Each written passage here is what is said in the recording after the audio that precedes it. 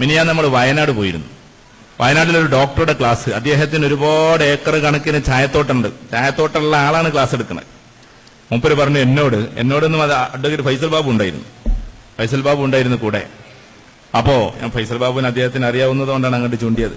എല്ലാവർക്കും അറിയപ്പോ ഞാൻ പറഞ്ഞത്, ഞങ്ങളിങ്ങനെ ക്ലാസ് കേട്ടുകൊണ്ടിരിക്കുമ്പോ ഞങ്ങളെ കൊണ്ട് കുറച്ച് എക്സസൈസ് ഒക്കെ ചെയ്യിപ്പിച്ചു. നല്ല രസകരമായി.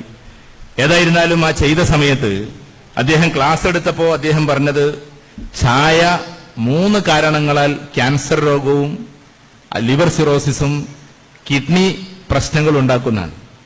നമ്മളിങ്ങനെ കേട്ടിരുന്നത് എന്താ കാര്യം. അദ്ദേഹം പറഞ്ഞത് 3 തവണ അതിലേക്ക് വിഷം അടിക്കുന്നുണ്ടത്രേ. അതങ്ങനെ നുള്ളിക്കൊണ്ടിരാണ്, കഴുകുന്ന പോലുമില്ല. അതാണ് നമ്മൾ ചായയായി കഴിക്കുന്നത്.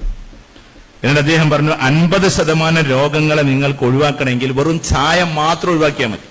അദ്ദേഹം പറഞ്ഞു, പോത്തിറച്ചി ഒഴിവാക്കണം നമ്മൾ പറയുന്നില്ല, വേറൊന്നും ഒഴിവാക്കണം എന്ന് പറയുന്നില്ല, ചായ എന്ന് പറയുന്നത് അങ്ങോട്ട് ഒഴിവാക്കണം. എന്നിട്ട് അദ്ദേഹം പറഞ്ഞു, ഞാൻ ചായത്തോട്ടുള്ള ആളാണ്, എന്നിട്ടാ ഞാൻ പറഞ്ഞതെന്ന് പറഞ്ഞു. പരപ്പനങ്ങാടിയിലൊരു പ്രധാനപ്പെട്ട ഒരാള്, വ്യക്തിയുടെ പേര് പറഞ്ഞാൽ ചിലപ്പോൾ അവർക്ക് അപകടം ഉണ്ടാവും.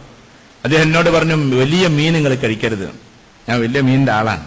എന്ന് വെച്ചാൽ ഇറച്ചിയും കോഴിയും മീനും കൊണ്ടെന്ന് വെച്ചാൽ എനിക്കിഷ്ടം മീനാണ്. ഞാൻ എന്റെ പേഴ്സണൽ കാര്യം പറയല്ല, ഞാൻ വലിയ മീനും തീറ്റിയൊന്ന് ഏകദേശം നിർത്തിയ പോലെയാണ്.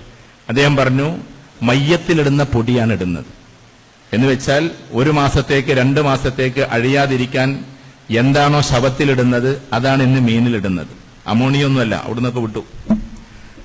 അപ്പൊ ചുരുക്കി പറഞ്ഞാൽ ചില ഭക്ഷണങ്ങൾ നമ്മൾ ശ്രദ്ധിക്കുന്നത് നല്ലതാണ്. അടിക്കടി ചായ കുടിക്കുക എന്നത് ക്യാൻസർ ഹോസ്പിറ്റലിലെ ഡോക്ടേഴ്സ് പറയുന്നു, അവർക്ക് ഇത് ഉണ്ടാകാനുള്ള സാധ്യത വളരെ കൂടുതലാണ്. കാരണം അതിന്റെ അംശങ്ങൾ ആ പൊടിയിൽ അടങ്ങിയിട്ടുണ്ട്. ചായപ്പൊടി കച്ചവടക്കാർ ആരെങ്കിലും ഉണ്ടെങ്കിൽ ക്ഷമിക്കുക, നമ്മൾ ഡോക്ടേഴ്സിന്റെ ക്ലാസ് നിങ്ങളോട് പറഞ്ഞു എന്ന് മാത്രം ഞാൻ പറയുന്നു.